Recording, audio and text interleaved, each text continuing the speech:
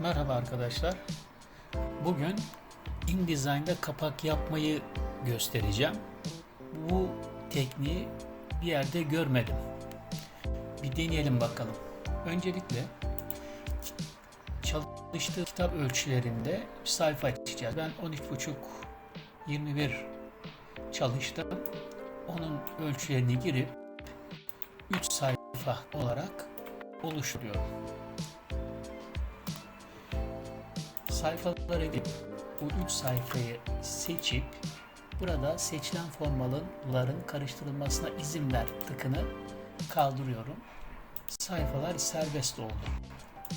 2 birin yanına, 3'ün yanına koyduk. Bu ön sayfa, sırt ve arka sayfa. Sırtı da 10 milim olarak düşünerek yapacağız. A sayfasını çoğalttık. A şablonunu çoğalttık. B şablonunda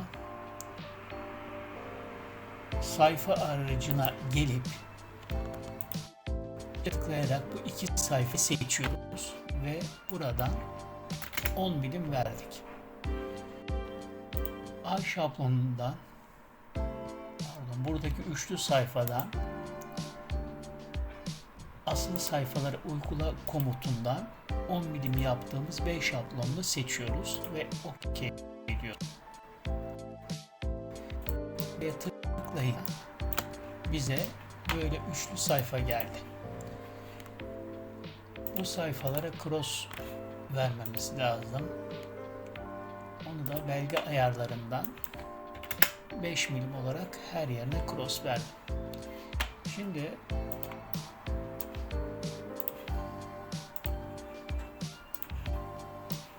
buramız sayfamız oldu. Buraya kitabın ismini yazacağız, resmi koyacağız, logoyu koyacağız altına vesaire. Sonra burası da arka olacak, kapak vesaire.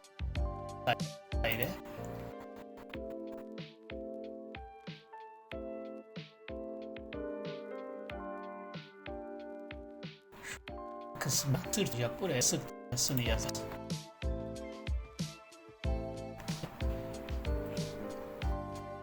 Burada form ve bir görüntü işaretler ve temaları seçiyorlar. İşaretlerini tık ve altta da ve dışarı aktar dediğimizde bize böyle bir şey geliyor. Umarım size de bir fikir vermiştir, faydalı olmuştur. Teşekkür ederim.